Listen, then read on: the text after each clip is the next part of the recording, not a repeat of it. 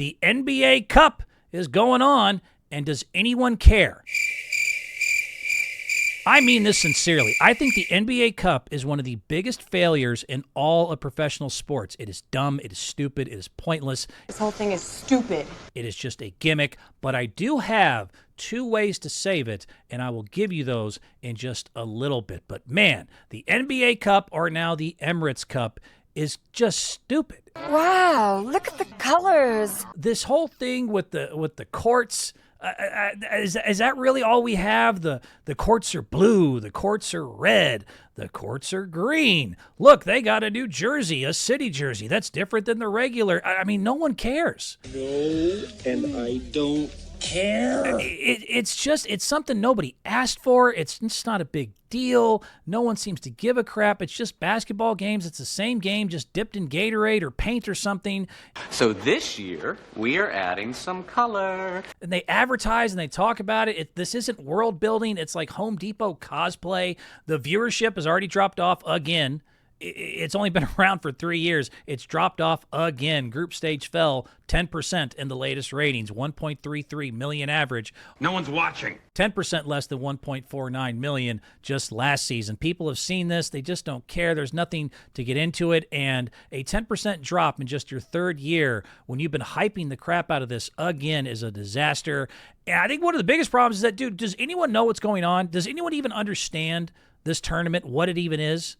I still get confused. They're trying to copy soccer, and it makes no damn sense. The format of it, they do 6 separations of 5 different teams, and there's a group play, there's a knockout, there's a semifinal, and there's a final. Again, it's just a cheap imitation of European soccer. There's no clear stakes. There's no clear meaning. There's no identity. It's not the Champions League. It's like a Diet Pepsi version of soccer's Championship League. And the big thing, dude, the game doesn't even count. This part doesn't just annoy me. The game doesn't even count. Do y'all know that? Do you know that the championship game of this stupid-ass cup is record exempted, meaning that the championship game does not affect the regular season records or playoff seeding? Matter of fact, the stats don't count. Let's say somebody in the championship of the Emirates Cup game scored 100 points. It wouldn't count. None of this matters. It doesn't count on the records. It doesn't count for their personal stats. It doesn't count for anything. It is a pointless 83rd game that does not impact the 82-game regular season. They're already bitching about playing too many games.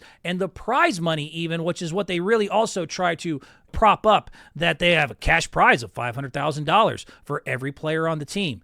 Did you know this? 26 players already make over $500,000 per game.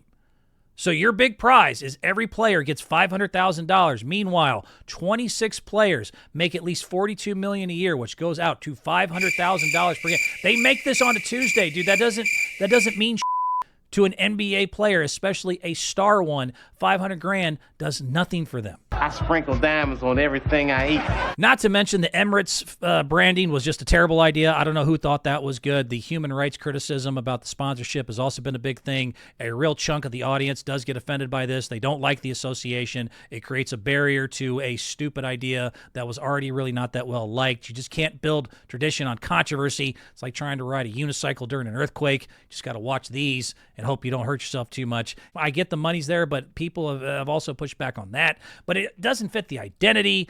The NBA is star-driven. It's not trophy-driven. It's not cup-driven. It's not $500K to a rich guy already. It's LeBron. It's Steph. It's Jokic. It's Luka. They don't even treat this like it matters. So, of course, the fans don't treat it like it matters. Doesn't matter. None of this matters. And this tournament, I really wish they get rid of it. I think it's dumb. I think it's silly. I think the stupid courts are just a waste of time. And people are saying give it time, and I keep saying why. Yeah, I don't think you can force tradition. I don't think it's working. But if you want to save it, this is what I wanted to get to. I do have 2 ways of saving it. I have 2 ways of saving this stupid-ass cup and making fans give a shit.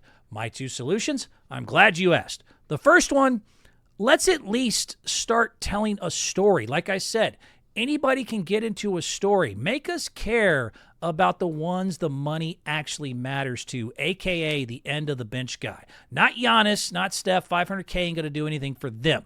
But do it like America's Got Talent or American Idol does. If you ever watch those shows, one of the reasons some of these contestants make it so far is because they always give them, before their first audition, they give them a background and they talk about and they show their town, and they always have some sob story of like, I really need to win because Nana is saving up for a kidney on Etsy, or, you know, I got to pay off my casino debt so I can keep my legs. They always got some sob story that gives you a reason to root, a reason to be invested. That is what the NBA needs to do with this cup, is you can even create new stars this way. Go to the end of the bench and find an interesting story and why they might actually need this $500,000 and get fans emotionally invested in that guy. Maybe they'll give a crap about this stupid cup because the stars won't care, but the 10th, 11th, or 12th guy, that $500,000 is meaningful. Not all these guys are on guaranteed rosters. You want ratings? Show me the guy fighting to stay in the league and show me why that $500,000 will change his life, and maybe I'll care if it's like the Pacers versus the Raptors in the final game.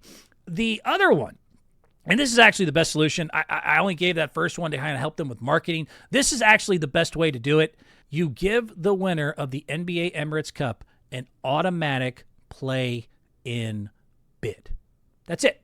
It's the easiest way to do it. It's the easiest way to solve it. You give the winner of the tournament an automatic play-in bid. What I mean is they get guaranteed the 10th spot of whatever conference that they're in. Unless they're able to make it higher, then they'll be able to forego it. But guarantee a playoff spot, and then maybe we'll actually care. And with 10 playoff spots and the last ones being the 10th spot, a play-in, it would only be one game. But now if you're a tanking team, if you're a team that really knows, dude, we're not trying to win this year, you still have inspiration and reason to win, because at least this way, if you get a play-in, maybe a playoff series, you get your young guys a lot of experience and you don't have to forego your lottery pick.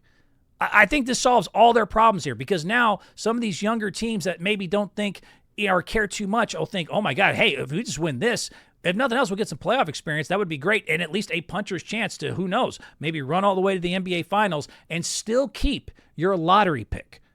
This is clearly the best way to solve this problem. I don't know why they haven't done it yet. This creates stakes. This creates tension. That creates entertainment. But you give a young playoff team that wasn't supposed to be there a shot and give them a chance to get experience and still be able to draft very high next season and keep their pick. That is enough motivation to get some of these people to care and get the fans to care and get the fan bases to care, besides the fact of, like I said, trying to give, hey, look at the 13th guy. His uncle, he needs all organs transplanted and he needs $500,000. I'm just saying there are ways to do this besides just marketing, and the best way and the smartest way is to make them actually matter. Give the winning team of the cup the play-in spot.